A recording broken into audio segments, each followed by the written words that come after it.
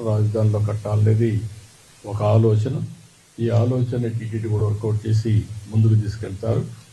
అదే మరి విదేశాల్లో కూడా ఒక మన దేశంలోనే కాకుండా విదేశాల్లో కూడా చాలామంది హిందువులు ఇదయ్యారు.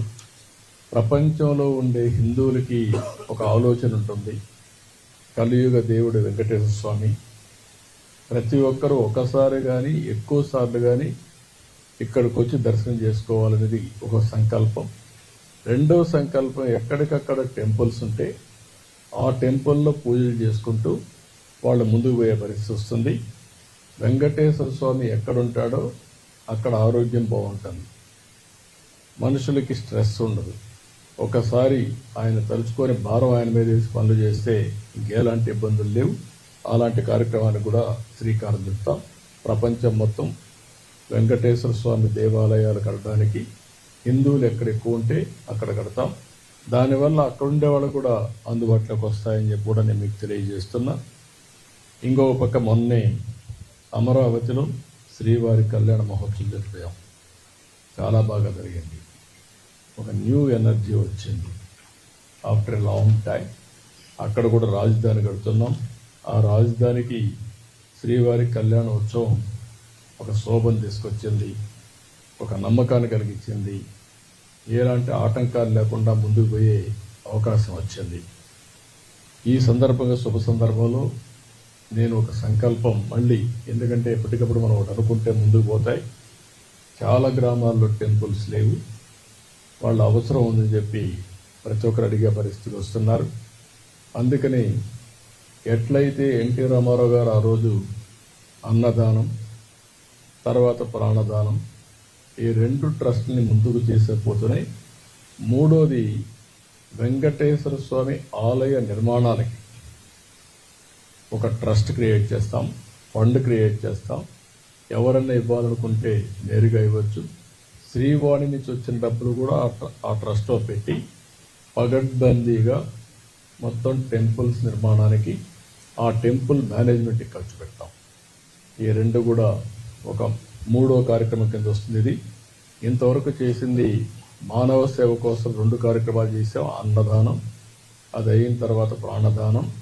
మూడోది మాధవ సేవ కోసం ఈరోజు ఆలయ నిర్మాణాలకి ఫండ్ కూడా మొబిలైజ్ చేస్తాం.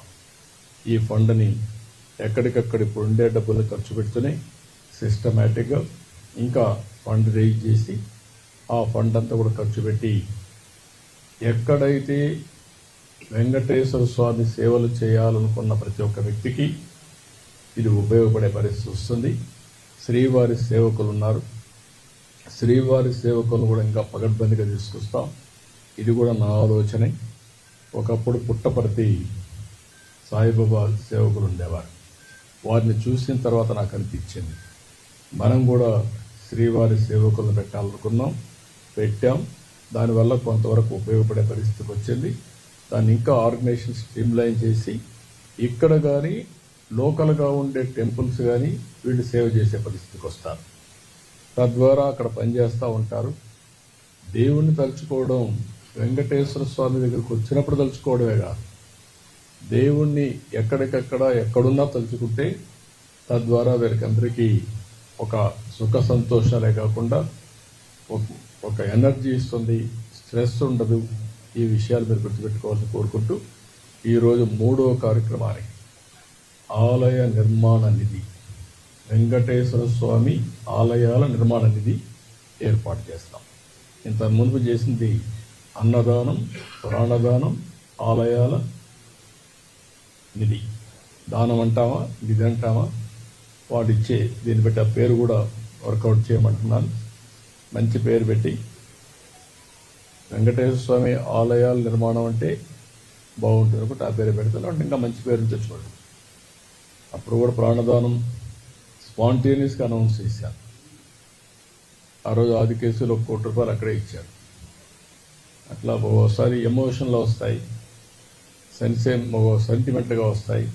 దట్ ఈజ్ మై సెంటిమెంట్ ఈ వెంకటేశ్వర స్వామి పైన. కాబట్టి అది చేస్తా అని తెలియజేసుకుంటూ మీరు ఏదైనా ఉంటాడు కంటే ఇలా ఉంటారు.